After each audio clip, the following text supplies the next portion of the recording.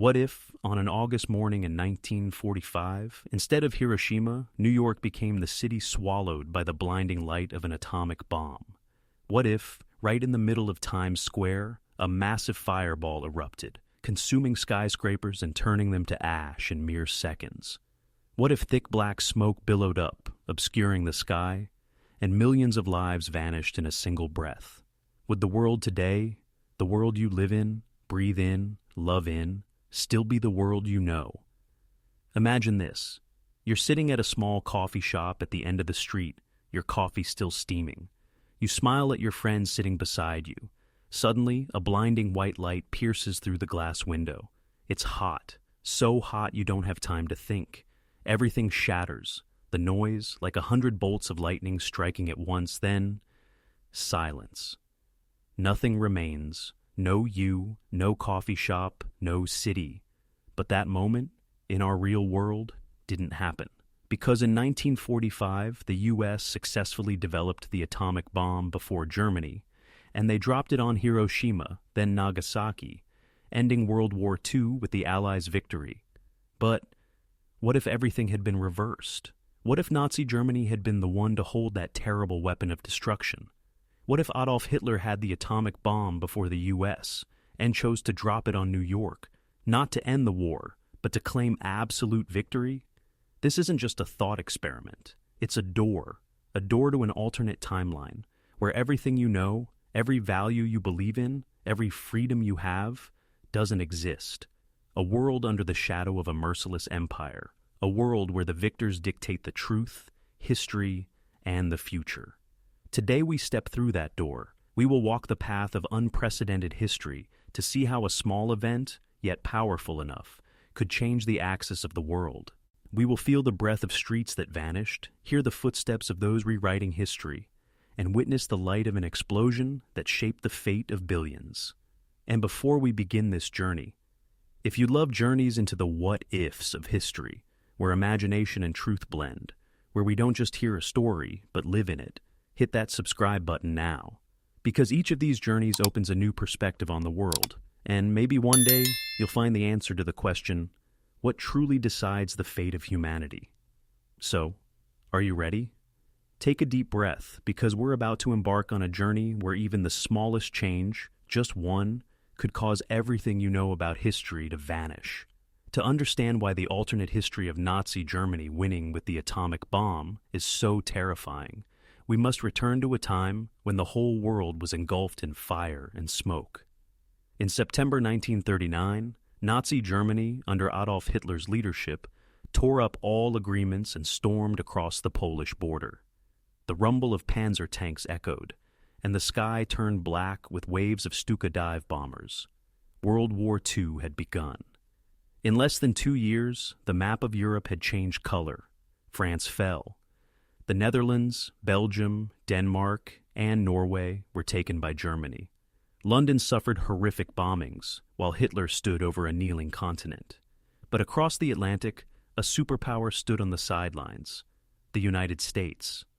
At the time, the U.S. wasn't yet involved in the war, but that would soon change. In war, victory is not only determined by the number of soldiers or weapons, but by intelligence and technology. And in the 1940s, a new weapon, more terrifying than anything before, was slowly taking shape.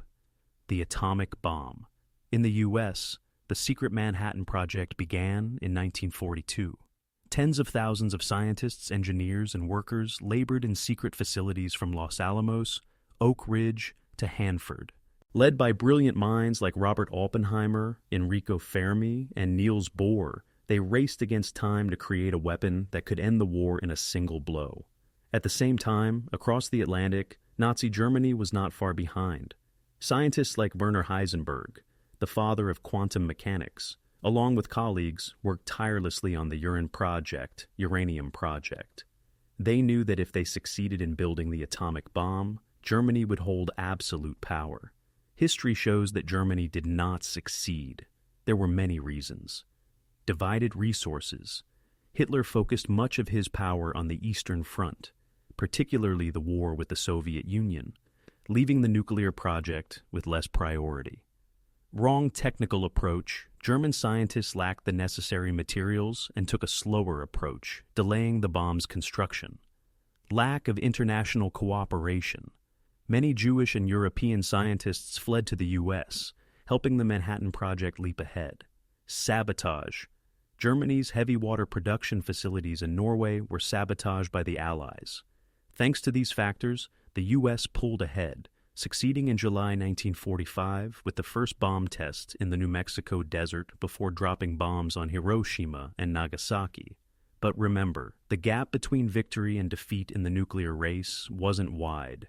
With just a few changes, a facility not destroyed, a scientist who didn't emigrate to America, a different decision from Hitler, the scale of history could have tipped in Germany's favor. Imagine, instead of the U.S. finishing the first bomb, Germany holds it. And unlike the U.S., Hitler wouldn't hesitate to use it. His goal, not to end the war quickly as the U.S. claimed, but to crush all opposition and force the world to kneel. In alternate history, the tipping point is the moment when a change could make the entire timeline diverge. For this scenario, the tipping point occurred in 1943-1944, when Germany's nuclear project made a breakthrough. Let's assume that. The mission to destroy the heavy water facility in Norway fails. Hitler focuses all resources on the Uran project. One or two key scientists stay loyal to Germany and continue working for the regime. Then, in mid-1945, instead of New Mexico witnessing the first atomic explosion, somewhere in the Bavarian mountains, a massive fireball is successfully tested. And Hitler knows exactly where he will use it. We stand at the edge of history. One small step in a different direction, and the world as you know it would cease to exist. Let's cross that line, to witness the moment when Nazi Germany succeeds, and chooses to strike the heart of America with a weapon of mass destruction. Imagine, we leave the real timeline and step into a new one, where only a few small events could turn the world's chessboard upside down. In February 1943, in the real history, a Norwegian commando unit carried out a daring mission, infiltrating the heavy water factory in Vemork, destroying thousands of liters of heavy water, a crucial ingredient for Germany's nuclear reactors. But in this alternate timeline, the mission fails. A sudden snowstorm disorients the commandos. When they approach the plant, alarms sound, gunshots echo, and the night is ripped apart by gunfire. All are captured or killed. News quickly reaches Berlin. Hitler smiles coldly. God is on our side. In reality, Hitler doubted that the atomic bomb could be used in the war. But in this alternate timeline, a report from Werner Heisenberg changes everything. He states, "With full resources, we can finish in 18 months. Hitler immediately orders, stop some operations on the Eastern Front to redirect manpower and resources to Uran project. Mobilize the best scientists, including forcing intellectual prisoners from across Europe to work in secret laboratories. Speed up uranium extraction in Czechoslovakia, putting thousands of workers on day and night shifts." Berlin becomes the center of a covert race. A race that the outside world is completely unaware of. May 1945. While the Allies prepare to launch a final assault on Berlin in the real timeline, here, in a deep bunker beneath the Bavarian Alps, German scientists celebrate. Their atomic bomb, codename Götterdämmerung, Twilight of the Gods, is ready. The test takes place in a remote valley in Bavaria. At the moment of detonation, a massive column of fire erupts, white and blinding, then turns to red-orange. The shockwave sweeps through forests, tearing apart mock buildings for miles. Observers feel the searing heat on their skin, even from tens of miles away. An SS officer whispers, "With this, we'll make the whole world kneel." Hitler knows, to make America surrender, he must strike at the heart of its power. New York. With Wall Street, the ports, and millions of people, it becomes his prime target. German engineers quickly upgrade the V-2 rockets, extending their range and increasing their payload. Simultaneously, an audacious plan is put into action to use Type WW2 submarines to deliver the bomb close to the east coast of America. In secret rooms in Berlin, a map of New York is spread out. Red pens circle Times Square, Wall Street, and the port of New York. Hitler points to Manhattan Center and says, "Here, one strike, and the eagle will fall." The morning of August 9th, 1945. Off the Atlantic coast, a German submarine surfaces. Inside, the Götterdämmerung bomb is prepared. A commando unit is given orders to risk everything, bringing the bomb close enough for a V-2 rocket to strike the heart of New York. At 6:15 a.m., the missile launches from the submarine's deck. Minutes later, New Yorkers see a bright streak in the sky. Many think it's a meteor. Then, a white flash brighter than 1,000 suns explodes, engulfing all of Manhattan. The temperature at ground zero exceeds millions of degrees. The Brooklyn Bridge crumbles like a matchstick. Skyscrapers collapse in an instant. Even those miles away feel the burning heat. The sky turns blood red. Screams, cries, sirens blend together. Then everything falls into a terrifying silence. News spreads like wildfire. Washington convenes an emergency session. The U.S. president, under intense pressure from the public and fearing a second attack, is forced to signal for negotiations. Hitler appears on the radio, his voice filled with arrogance. The Third Reich now possesses the power of the gods. Those who oppose us will be destroyed. Peace or annihilation. From here, we enter the alternate events where the world spins wildly. America surrenders, Japan is liberated, and a new order under the Axis powers begins to take shape. The blinding light from the atomic explosion in New York hadn't even faded when the world entered a new era, an era of absolute fear. On August 10th, 1945, the U.S. president spoke on national radio. His voice trembled, each word seemingly ripping through his throat. "My fellow Americans, today, to protect the rest of the country, we must accept the conditions of Germany." All of America fell silent. No one could believe it. A superpower had just been brought to its knees by a single strike. Streets in Chicago, Los Angeles, Boston were filled with people sobbing and holding each other. A generation that once believed in America's invincibility now watched its symbol shattered in mere minutes. Previously, Japan had been under siege, enduring constant bombing raids. But when New York disappeared, America's strategy crumbled. Instead of preparing for a landing in Japan, the U.S. had to sign an armistice with the Axis powers. Tokyo celebrated. Japanese prisoners in the Pacific were liberated. The Japanese Navy quickly allied with Germany, sharing resources and technology. Within months, Japan controlled all of East Asia and most of the Pacific. In Moscow, Stalin stayed awake many nights. The Soviet Union was still embroiled in fierce combat with Germany on the Eastern Front. But when the news of the bomb in New York reached him, Stalin realized if Germany used it in Moscow, all of Russia could be wiped out. The United Kingdom, already exhausted after years of war, was now desperate. Winston Churchill declared, "We stand at a crossroads in history. Either we collaborate with Germany to survive, or we vanish completely." As a result, within 6 months of the explosion, both the Soviet Union and Britain were forced to sign ceasefire agreements and security cooperations pacts with the Third Reich. In March 1946, an unprecedented conference took place in Berlin. Hitler, alongside Japan's prime minister and Italy's leader, sat around a massive round table. On the world map, red and blue lines divided the planet like a pie. Germany controlled all of Europe, North Africa, the Middle East, and parts of the Soviet Union. Japan dominated East Asia, Southeast Asia, Australia, and the Pacific. Italy held sway over the Mediterranean and parts of Africa. The United States, now only holding a portion of the Western territories, became a special surveillance zone under German control. With absolute victory, Germany began imposing its ideology globally. Flags with the swastika flew on government buildings across Europe. Newspapers, radio stations, schools, all taught the new truth about the war, that Germany had saved the world from the chaos of the Allies. In major cities, squares were renamed after Axis leaders. Propaganda films flooded theaters. Children were taught German as a mandatory language. Anyone who dared oppose, they disappeared. No one knew where they went, only that they never came back. We would see a new world order. By 1950, the world had changed so much it was almost unrecognizable. Berlin became the capital of all of Europe, magnificent yet cold. Tokyo became the industrial powerhouse of Asia, with military factories operating non-stop. New York, or rather, the ruins that were once New York, became a forbidden zone, no one allowed near. On the map, there were no longer any small independent nations.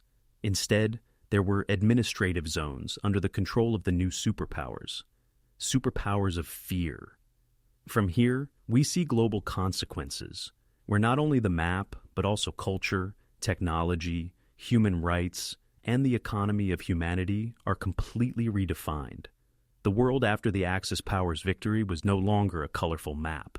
It was like a massive gray canvas, stretching from Europe to Asia, sewn together with the steel threads of fear and absolute power. No more United Nations. Instead, there was the Greater German Union, a global organization, but, in reality, a tool of Berlin's rule.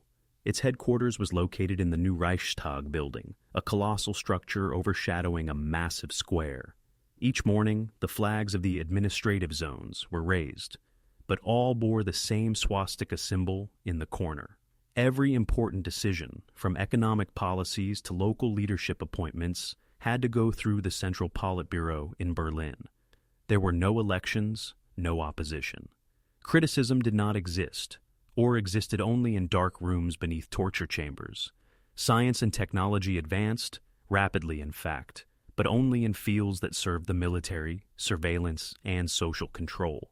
Supersonic bombers, intercontinental missiles, and surveillance systems with cameras and eavesdropping devices were deployed across major cities. But there was no internet, no free social media, no personal inventions unless they helped reinforce the empire's power. Even personal radios had to be registered and censored. Scientists who wanted to research for humanity, they had to choose, serve the empire or vanish. In schools, history books were completely rewritten. Children in Paris, Warsaw, or anywhere else were taught that the Axis powers had liberated the world from chaos. Works of art, music, and literature that didn't fit Nazi ideology were destroyed. Museums containing memories of the past were closed or converted into victory museums of the empire. German became the mandatory language in all administrative zones. Many native languages were banned from use in work, even at home. Folk songs, fairy tales of hundreds of nations quietly vanished. This was a world where you were never truly alone. At every street corner, there were cameras. In every neighborhood, there were SS surveillance squads. Mail, phone calls, even conversations in cafes could be monitored. If someone asked, "Is the empire right?" just one question, they'd vanish the next morning. People learned to live with eyes looking over their shoulders, learning to be silent even in their dreams. Global trade was no longer a free exchange. Every economic activity was controlled from the center. Precious resources from Africa, oil from the Middle East, wheat from Ukraine's plains. All were coordinated to serve the military and war industry. Colonial populations received limited rations. Meanwhile, the ruling elite in Berlin, Tokyo, and Rome lived in absolute luxury, with parties that stretched from night to night. The scariest thing wasn't what you could see, but what you couldn't. No more free flights between continents. No more tourists traveling the world. The world was divided into closed-off regions, where people could only move with special permits, and almost no one was allowed to leave the place of their birth. Stories, news from the other side, became legends, like old tales told in the dark. A new generation grew up without ever knowing there was another world, the world of freedom. And now, we move to the historical lesson, to understand why even a small technological leap, when it falls into the hands of a dictator, can turn the entire planet into a massive prison. If there's one conclusion we can draw from everything we've just experienced in this alternate timeline, it's this. Just one change in technology, and if it falls into the hands of someone ready to use it, the entire world can be warped. The atomic bomb, in its physical essence, is simply a collection of uranium, plutonium, and a sophisticated detonator. It has no ideology, no morality. But when it falls into the hands of Adolf Hitler, a man obsessed with absolute power, it instantly becomes a tool to impose his will on all of humanity. This means Technology, no matter how advanced, is only good when the one holding it chooses to use it for good. And conversely, if it falls into the hands of someone with no limits, all of humanity's progress can turn into chains that bind itself. In real history, Germany failed to build the atomic bomb. The gap wasn't that big, just a few years or even a few months.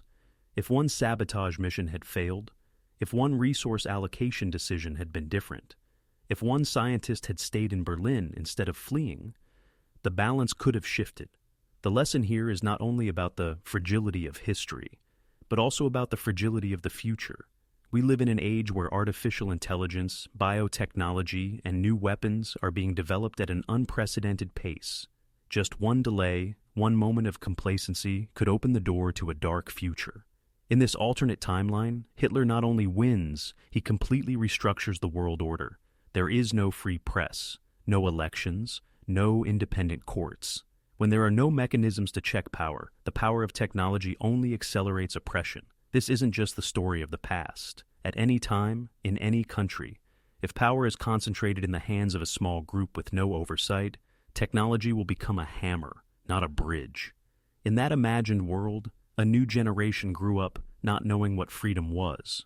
And that, perhaps, is the true victory of the oppressors. When people forget that they once had the right to choose, once had a voice. If we forget the lessons of the past, if we let future generations grow up without understanding the value of freedom and peace, then history, or a version of it, will repeat itself. As you're listening to this story, out there, the world is still evolving by the hour. New technologies emerge every day. Some will save lives, others could kill millions. The question is, who will hold them in their hands, and who will decide how they are used? The lesson from this what if isn't to sow fear, but to raise awareness. We need transparency in technology research and deployment. We need global mechanisms to oversee this new power. We need to educate future generations to understand that great power always comes with great responsibility. In real history, we avoided this scenario. But that is no guarantee for the future, because the what-if door is always there, and it will open any time we become complacent. Now, take a deep breath. Everything we've just gone through, from the white light that consumed Manhattan to the swastika flags flying across the planet, is just a possibility, an if only that never came to be. When you open your eyes, the real world is still here. New York still stands with its lit skyscrapers. Paris still shines with music and the smell of freshly baked bread in the morning. Children's laughter still echoes on the streets where you live. But we've seen that just one small turning point in history can erase everything. We've seen how cold and silent the world would be if absolute power fell into the hands of those without limits. One question for you. If tomorrow a new technology, more powerful than the atomic bomb, is created, who would you want to hold it? And are you sure that 50 years from now, the world will still call it a gift instead of a curse? The answer doesn't just lie with leaders, not just with scientists, but with each of us, the ones who will decide whether to support, oversee, or remain silent in the face of new power. History, whether real or imagined, is a mirror reflecting the present. It shows us the paths we should avoid and the values we must preserve. Freedom is not a given. It's a gift paid for with blood, and it can be lost in the blink of an eye.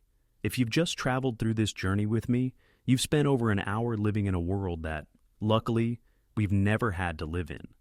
And if you want to continue stepping through other what-if doors of history, exploring stories that never happened but always linger behind us, hit that subscribe button now. Not just to hear another story, but to never forget that we, each one of us, are writing real history every day.